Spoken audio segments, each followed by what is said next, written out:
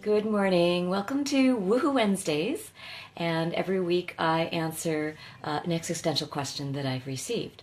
And this week's question is this life a dream that we must wake up from? That's definitely an existential question. The actual questioning of our existence is, part of this process of trying to understand our purpose and the meaning of our lives here. And I would say that asking if this reality is real and pinching ourselves periodically to see if we need to wake up is the mark of a poet and philosopher. And I would say that my feeling is that every reality that we experience contains a piece of our consciousness. So as long as our consciousness is part of this reality, then all realities that we experience are valid in their own unique way. And the need is to find the compassion and imagination in each reality that we find ourselves in. So part of that is a process that I call unifying our consciousness.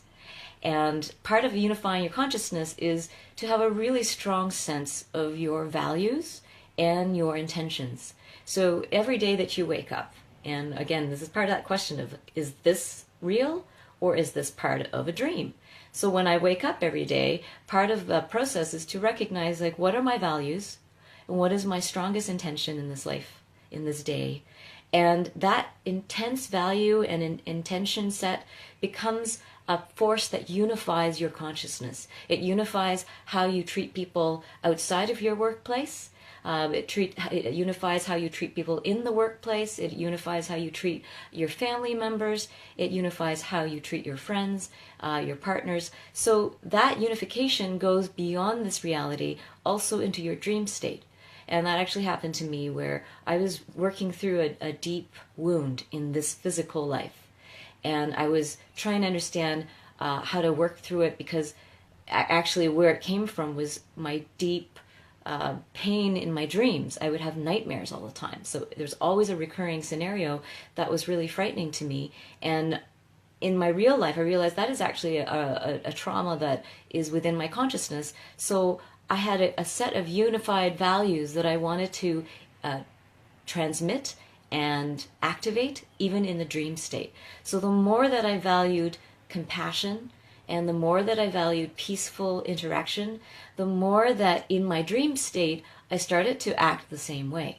So you can unify your consciousness between this reality and any other reality you find yourself in. And we can even say within this physical reality, there's all kinds of different aspects and dimensions. So how you are at work, how you are at home, how you are with your family, how you are in public versus private, those are all different dimensions of your being.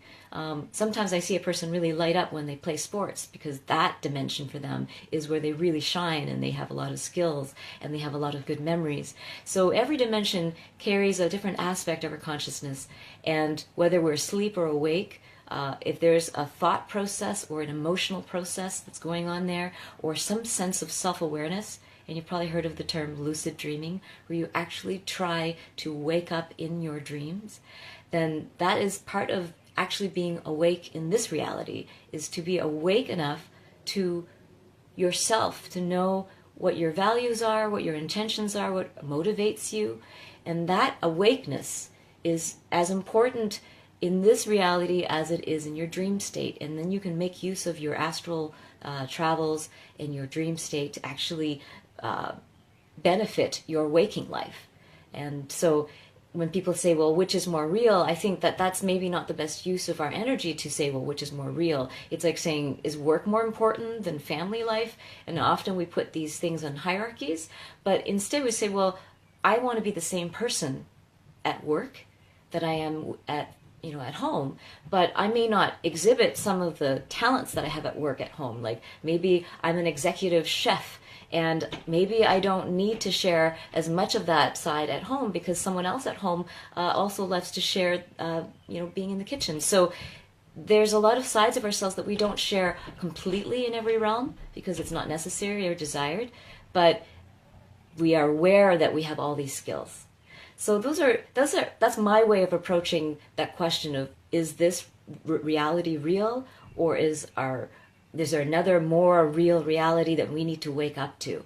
And I think that realness is about our awakeness. It's like, how awake can you be to your compassion? How awake can you be to your creative power in this reality? And I would say all realities have the opportunity for you to create.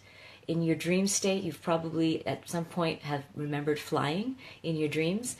And in this waking life, there are people who value the idea of flying so much that they put a lot of waking time energy into creating flying vehicles or flying contraptions. And so we have all these inventions that are based on ideas or desires that are deep within us, that haunt us not only in our waking life, but in our sleep, in our dreams. And so those two realities start to merge. A lot of things that we're able to do today are things that we've only dreamed about or had fantasies about. So they were in a very ethereal state before, and now they become very concrete. And some would say that this reality is more real. We can die in this reality. But then that leads into another question: is, well, what is life? Is there life after death? And actually, this person has also asked that question. I won't go into that aspect yet, but I will say that every reality, again, like I said before, that you find yourself in this dimension and in other dimensions, like some people have this skill to be able to travel in different realities or have awareness of different beings even speaking to them, whether you want to classify that as a special gift or just an ability that we all have that we haven't yet developed. And some might say, well, that's just crazy. Well, whatever your perception is, whatever you're able to perceive, can you be more awake? Can you be more awake wherever you are? And that would be the best use of your reality. So if your reality is just purely physical, you're an atheist, or you don't believe in spirit, you don't believe in life after death, it doesn't really matter what your beliefs are as long as you have one reality, that you are working towards being fully awake, and awake being not necessarily just a spiritual term, but awake to your values, awake to your motivations, awake to your heart, your compassion, and to your imagination, to be awake to your creative power. And there's a lot of people who believe in their creativity and their creative power that don't necessarily even believe in the laws of manifestation. And so you have a belief set that allows you to explore, and sometimes life will throw you a curveball in which suddenly you discover that life was way more complex and more magical than you've ever imagined. But being awake to your power in this reality, whatever you can create, and when artistic creativity, I'm talking about pure creation energy, what it is that you want to create in this world, and that's creating yourself. You're here to create yourself, your values, your intentions, and how you move through this reality is the most important thing. And if you're aware of three realities, then unify your consciousness in all three realities. Be aware of your values and intentions, that they are cohesive in all these realities, that they all have meaning and value in each reality. I'm broadcasting from the living room at where I live in Vancouver near Trout Lake. And so if you can say hi, and I'll maybe take a peek to see if I can see. Oh, hi. Mwah. Hi, Leslie Ann. So good. It's like we're all in our different realities, and we're kind of unified by Facebook live video right now.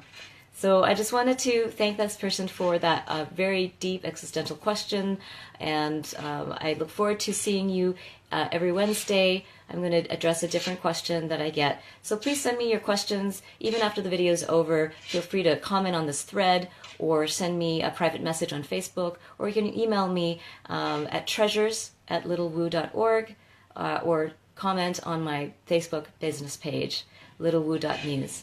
Thank you so much. Mwah.